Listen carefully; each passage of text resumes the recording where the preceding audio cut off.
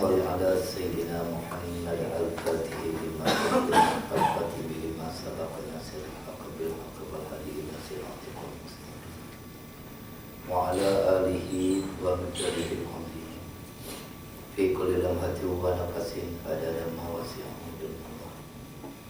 سبحانك لا علم لنا إلا ما علمتنا إنك أنت العليم الحكيم. رب اشرح لي صدري ويسر لي أمري واحلل عقدة من لساني يفقهوا قولي. رب يسر ولا تؤسر رب تمم بالخير والنافع. Pertama-tamanya bersyukur kita kehadrat Allah Azza wa Jalla kerana Allah SWT masih lagi memberi peluang kepada kita, memberi kita kesempatan waktu dan umur sehingga menyampaikan kita kepada bulan Rajab, iaitu salah satu bulan Ashhurul Hurum di antara bulan-bulan yang mulia, yang mana banyak ibadat-ibadat yang boleh kita laksanakan pada bulan Ashhurul Hurum, seumpamanya berpuasa, Zulhijjah, Zulqaidah, Muharram dan juga bulan Rajab. Kita telah pun masuk kepada 15 Rajab. Maka apabila sampai kepada bulan Rajab ini, tuan-tuan dan puan-puan yang dirahmati Allah, hendaklah kita ingat bahawa banyak peristiwa-peristiwa besar yang berlaku ketika dalam bulan Rajab. Di antaranya ialah hijrahnya Nabi SAW ke negeri Habasyah, iaitu Ethiopia, bersama para sahabat 14 orang, termasuk 4 orang wanita, kerana ada tekanan daripada golongan musyrikin di Mekah. Dan peristiwa yang paling besar iaitu Isra' wal Mi'raj, di mana baginda Nabi SAW diperjalankan oleh Allah Subhanahu Wa Taala sehingga sampai ke Sidratul Muntaha. Kemudian berlaku juga peristiwa penaklukan Baitul Maqdis oleh Sultan Salahuddin Al-Ayyubi. Berlaku juga peristiwa Perang Tabuk. Kemudian lahirnya seorang imam besar yang bernama Muhammad bin Idris, yang kita kenali sebagai Imam Asy-Syafi'i rahimahullah ta'ala, di Buzah, Palestin pada 150 Hijrah. Jadi banyak peristiwa-peristiwa besar yang sepatutnya menjadi renungan kepada kita, bukan sekadar untuk kita menyambutnya ataupun untuk kita tidak memperdulikan bulan Rajab yang begitu mulia itu. Apatah lagi Rajab ni adalah satu gerbang bulan untuk memasuki bulan Ramadan. Selepas saja kita Rajab, kita akan masuk kepada bulan Sya'ban, kemudian kita akan masuk kepada bulan Ramadan. Jadi perhitungan waktu itu, perputaran waktu itu perlu kita fikirkan daripada mula, yang sehingga kan kita tidak mengetahui apakah yang telah kita lakukan sepanjang tahun kita menyambut Rajab, Sya'ban, Ramadan. Adakah kita masih ditakut lama, ataukah kita masih lagi lengah dan lalai, sehingga kan kita tak tahu kehidupan kita itu matlamannya untuk apa, tujuan kita dihidupkan untuk apa, dan apakah bekalan yang akan kita bawa selepas kita mati. Apakah sudah cukup bekalannya dengan 24 jam yang Allah bagi kepada kita, yang mana kalau kita hitung tak sampai beberapa jam saja, mungkin 1 jam saja hanya dengan Allah, yang 23 jam lagi apa yang kita buat. Ini perlu kita renungkan banyak-banyak, kerana pertautan antara kita dengan Allah itu sebenarnya masih lagi longgar dan tidak kuat. Sepatutnya ada pertautan antara kita dengan Allah itu semakin lama semakin kuat, semakin lama semakin kuat, sehingga kan kita tidak boleh digugat oleh syaitan atau iblis dan Allah untuk mengganggu ibadat-ibadat kita. Teringat ketika kita menyambut bulan Rajab itu, kita bersyair ataupun membaca qasidah, pertautan antara hamba dengan Sang Pencipta. Khatabta rabbaka lamma saraita Allah Allah. Khatabta rabbaka lamma saraita Allah Allah.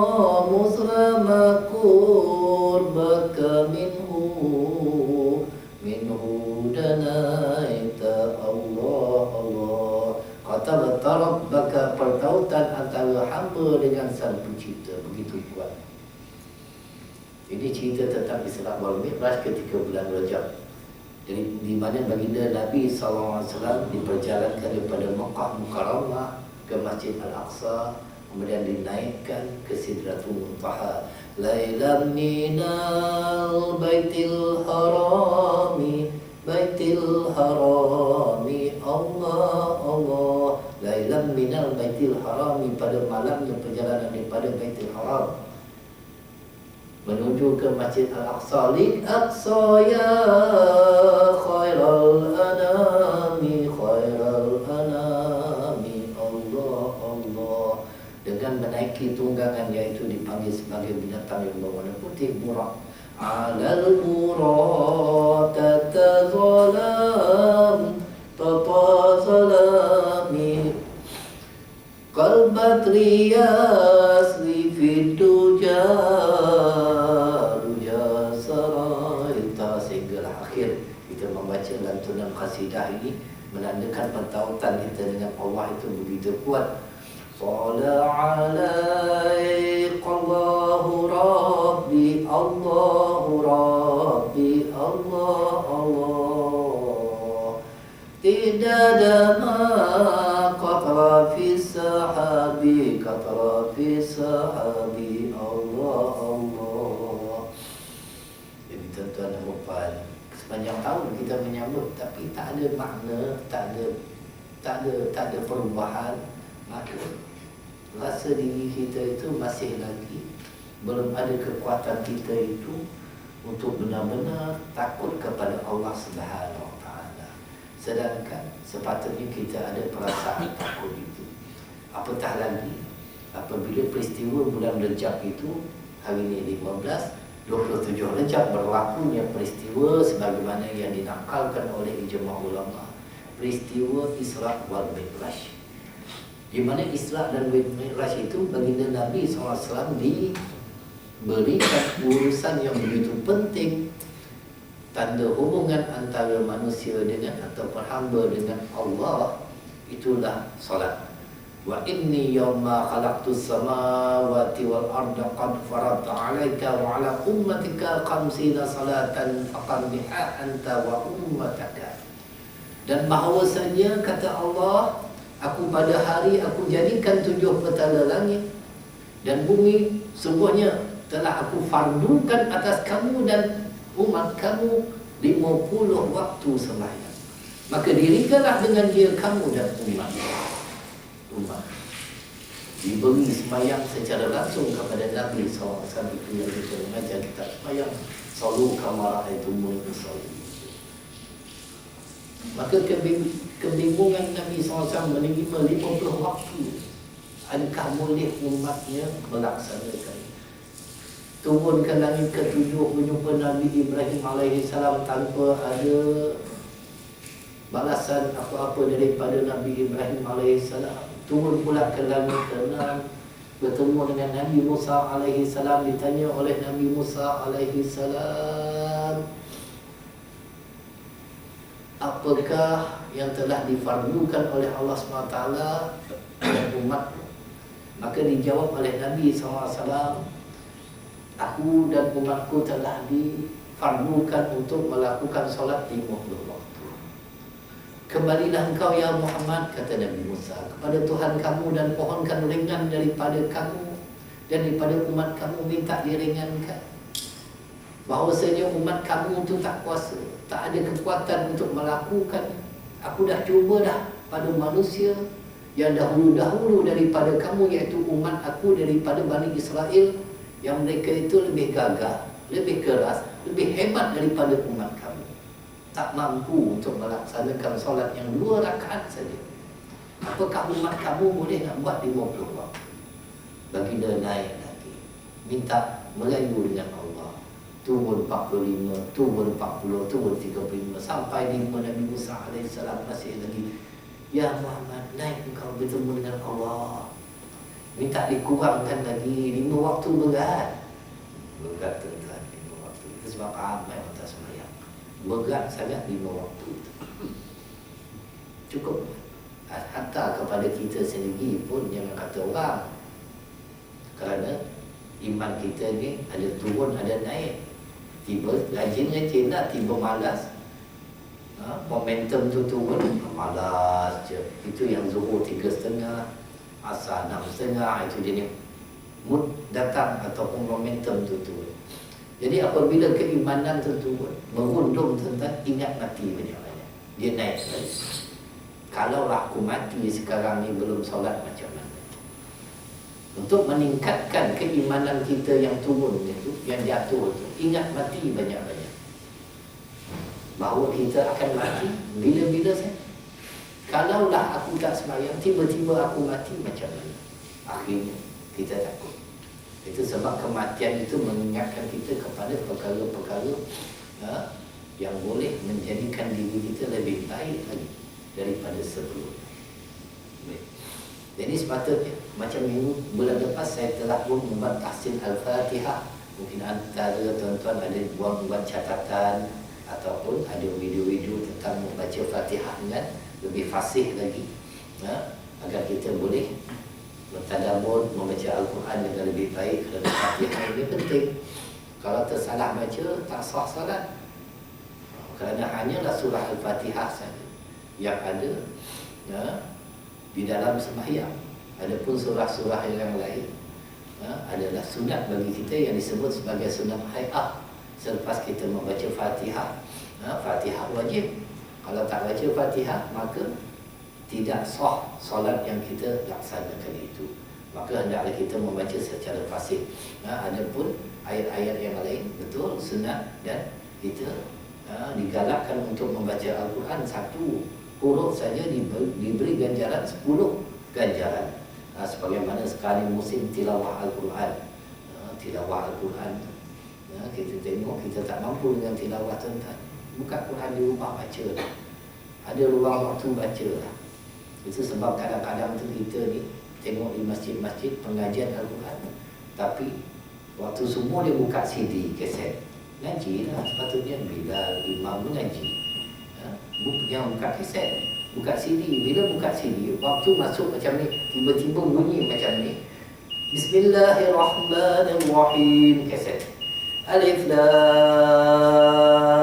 Mim, Zalikal kitabu la raiba fihi, hudal lil muttaqin, alladzina yu'minuna bil ghaib. Dia tutup, Allahu Akbar, Allahu Akbar. Tergantung ayat. Lebih baik mengaji. Kita dekat masjid, kita mengaji Al-Quran, ajak orang sama-sama. Jadi mengaji imam ke, Bilal ke, jangan gunakan kaset. Akhirnya kita potong ayat tu kadang-kadang tengah-tengah sebab dah bunyi dah tip azan. Kalau terus saja kaset, nanti orang pergi ketuk bilik, "Oi, tak azan ke? Dah bunyi dah tu." Tengok Bilal tidur pula. Bila tengah tidur, dia buka kaset, dia tidur. Masalah tu tak. Jadi hendaklah kita melazimkan membaca Al-Quran ni dulu-dulu kat rumah. Jadi salah nak buat style musabaqah ke. Dekat rumah tu pasang speaker, pasang mic, selalunya biasa kita karaoke aja. Bulan Ramadan tukarlah pula. Letak satu bantal tempat yang cantik dekat hall rumah tu. A'udzubillahi minasyaitonirrajim. Konon-konon kita peserta tilawah Al-Quran. Bismillahirrahmanirrahim. Lepas kita isteri pula, lepas tu anak pula. Aku seronok. Tapi nak betul-betul lah. Quran tu letak tarehat, pegang elok-elok, cium dia, buka elok-elok. Kita tengok peserta musabaqah, dia buka cantik Al-Quran tu, surah yang keberapa dia nak baca, diletakkan. Cuba di rumah Quran macam ni buka sekali. Sebab apa buka macam depan orang? Jadi depan orang kena cantik-cantik lah. Nanti takkan buka macam, tapi di rumah macam ni buka Quran, tengok cari surah. Patutnya di rumah pun kita buka dengan cara yang baik. Jangan depan orang saja kita begitu sekali dengan Al-Quran, Masya Allah, Tabarakallah. Sebab orang tengok kamera ada, secara langsung bagi. Tapi dekat rumah sebab tak secara langsung, akhirnya buka Quran macam tu. Sepatutnya lebih kita beradab dengan kitab suci Al-Quran. Baik, tuan-tuan. kita selesai daripada membaca Fatihah, ghairil maghdubi alaihim waladdallin.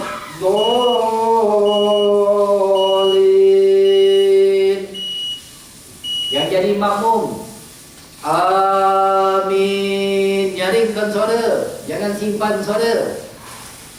Waktu itulah kita nak membaca amin. Jangan biarkan imam seorang-seorang. Dahlah imam baca Fatihah, imam baca surah, kita senyap saja. Bantulah. Amin. Hadis daripada Wa'il bin Hujr berkata, Sami'tu anna Rasulullah sallallahu alaihi wasallam qara'a ghairil maghdubi alaihim waladdallin faqala amin madda bihi dautahu.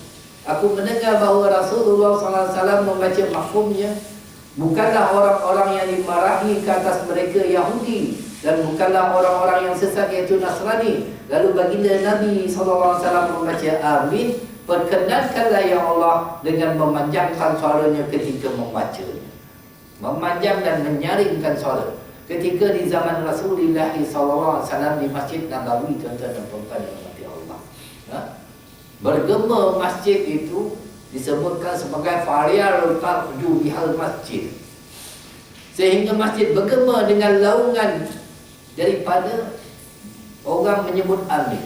Hadis ini diriwayatkan oleh Ibnu Majah. Amin. Itu juga riwayat lain daripada Abu Hurairah radhiyallahu anhu menyebut, karena Rasulullah SAW iza faragha min qira'atil ummil Qur'an rafa'a sawtahu faqala amin.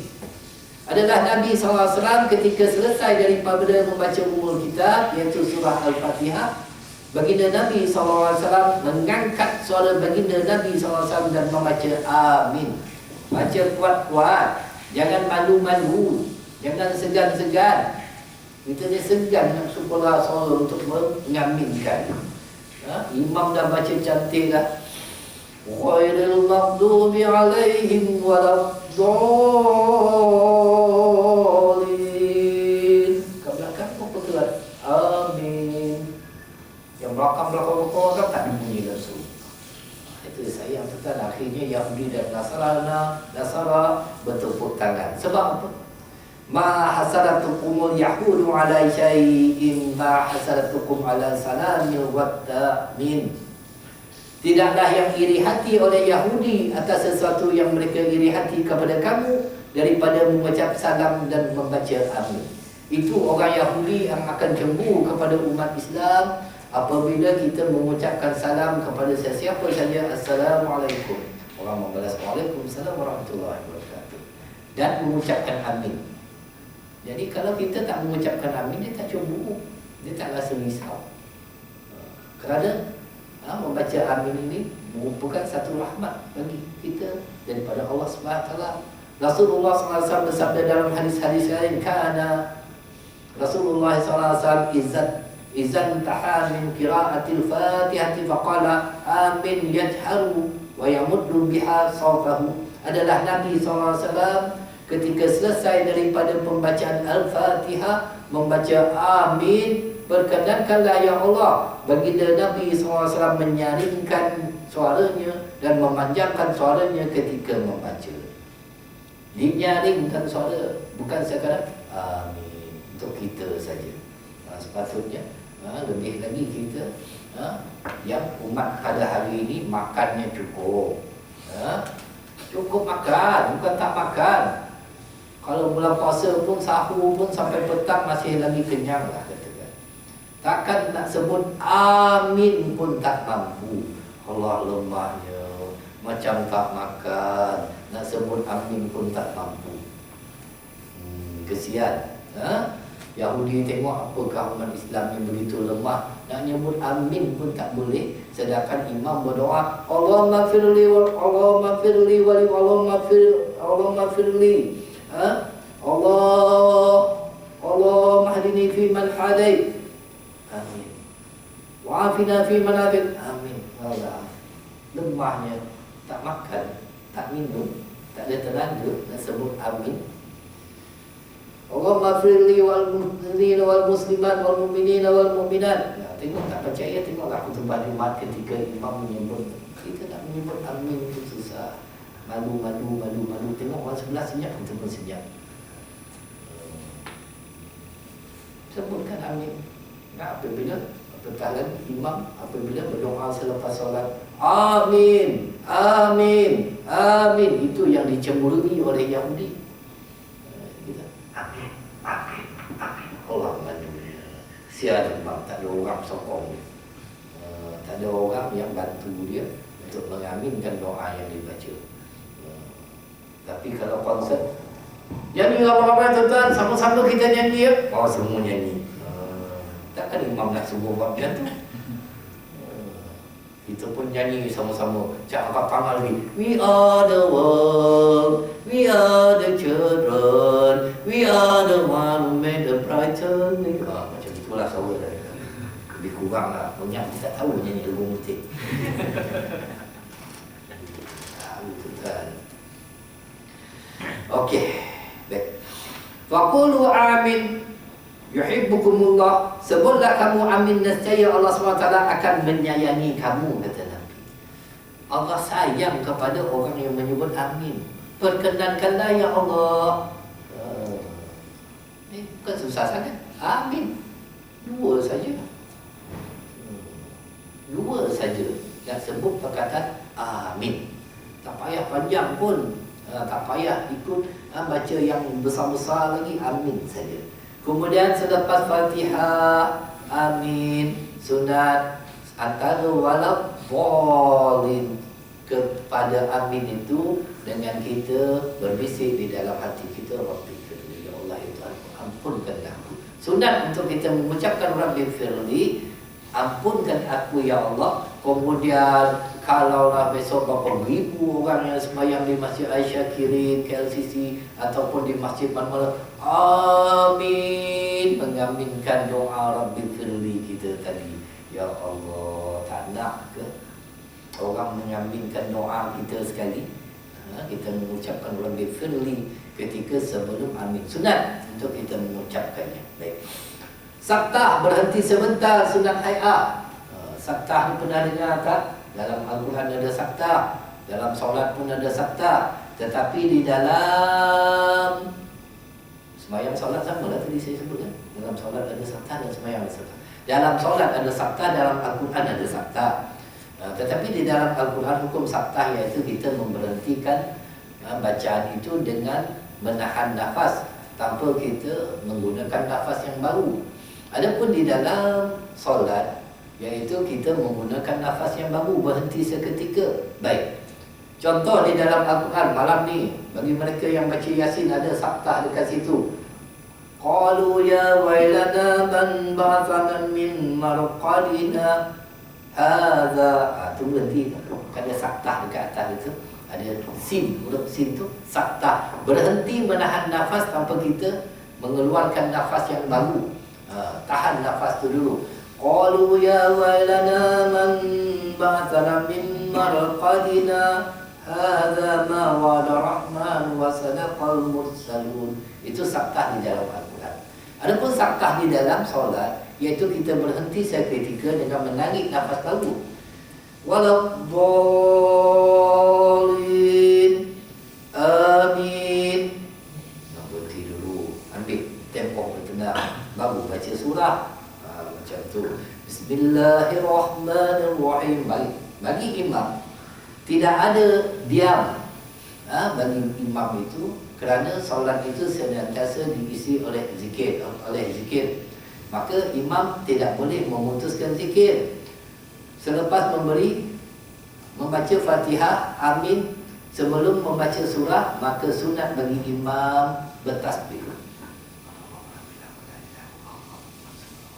Bertasbih dulu sementara menunggu makmum membaca Fatihah. Bagi peluang bagi makmum, jangan terus lepas amin terus baca Fatihah, terus baca ayat. Kalaulah imam baca 3 ayat lepas Fatihah, waladhdallin, amin, bismillahirrahmanirrahim, inna a'tainakal kautsar fasholli lirabbika wanhar, Inna syani'aka wal abtar. Makmum ada 7 ayat Nabi. Bismillahirrahmanirrahim. Terkejar makmum, kesian makmum. Akhirnya Fatihah tak betul. Jadi bagi ruang pada makmum untuk membaca Fatihah. Bagi siapa yang jadi imam, raihkan makmum. Biar makmum baca Fatihah dulu, baru kita baca ayat. Sama ada imam itu diam dengan berzikir ataupun memikirkan ayat-ayat yang akan dibaca selepas itu. Maka selepas Fatihah membaca ayat, sunat untuk kita membaca secara berurutan. Sunat. Selepas membaca Wadduha, bacalah Alam Nashrah. Selepas kita membaca Iqra' bismi rabbikal ladzi khalaq, bacalah Inna anzalnahu fi lailatul qadr. Selepas kita membaca Sabbihisma rabbikal a'la, bacalah Hal ataka hadisul ghasyiyah. Berurutan. Lepas ayat ni, ayat selepas tu. Lepas baca Al-Haqqut Takasur, bacalah Wal 'Asr. Itu berurutan. Pahalanya sunat, dapat ganjaran sunat. Tapi kalau melompat-lompat, di antara ulama mengatakan makruh. Selepas membaca, katakan membaca Bismillahirrahmanirrahim. Wattini wazzaituni wa turi sinin wa hadzal baladil amin. Laqad khalaqnal insana fi ahsani taqwim. Rakaat kedua, Bismillahirrahmanirrahim. Qul a'udzu birabbin nas. Jauhnya melompat daripada RHB Bank sampai ke Seremban. Tak singgah dulu ke yang tempat-tempat tu. Jadi kesianlah surah-surah yang selepas itu. Katakan selepas membaca Alam Nashrah, baca Wattini Wazzaitun.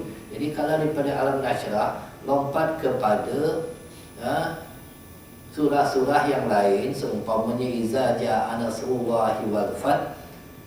Cemburu Wattini Wazzaitun tu, dia dah siap, dah cantik, dah menunggu dibaca, dah pakai baju, dah lawa dah, tiba-tiba tak dibaca. Maka sunat untuk kita membaca surah secara berurutan. Jangan melompat-lompat. Nabi tak ajar cara baca melompat-lompat. Baik. Meletakkan tangan kanan di atas tangan kiri ketika membaca surah Al-Fatihah dan membaca surah adalah sunat hay'ah. Allahu Akbar. Kanan di atas kiri. Memang tak ada lah orang kiri atas kanan ya. Kalau ada tu pelik lah tu. Biasa memang orang kanan atas kiri. Jadi tak payahlah kita bahaskan. Dalil hadis daripada Wa'il bin Hujr menyebutkan faqabir thumma wara'a yada al-yumna ala zalika fil aisari wal rizqi was-sa'id. Maka baginda Nabi SAW bertakbir Allah, kemudian meletakkan tangannya yang kanan di atas belakang tangan kiri, memegang pergelangan dan atas tangan kiri. Allahu Akbar, memegang pergelangan tangan. Itu yang sahih daripada hadis Nabi SAW. Nabi angkat ketika mengangkat takbir dengan meregangkan keseluruhan jarinya, kemudian menghadap ke arah kiblat, kedua tapak tangan direngkungkan seluruh jari, dua ibu jari hampir kepada cuping telinga, bersetentang dengan bahunya. Allahu Akbar, pergelangan tangan.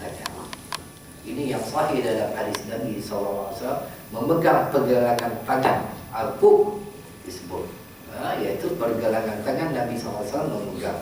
Allahu Akbar. Begitu juga ketika Nabi SAW nak rukuk, mengangkat tangan, sunat hay'ah. Sunat. Jangan sunat-sunat ini kita sunatkan, tak dapat pahala. Lepas kita qiyam, Allahu Akbar, dah kita buang yang sunat hay'ah tadi, kurang pahala kita. Jadi kita tak nak pahala kita tu kurang. Sunat tu kita ambil. Ketika nak rukuk, mengangkat tangan juga, Allahu Akbar. Ketika i'tidal, sami Allahu liman hamidah. Posisi tetap sama macam mana takbiratul ihram. Ketika bangun daripada tahiyat awal, Allahu Akbar, baru cantik sembahyang kita. Itu yang diajar oleh Nabi SAW, agar sembahyang kita itu ada nilainya di sisi Allah Subhanahu Wa Taala. Jangan kita waktu takbiratul ihramnya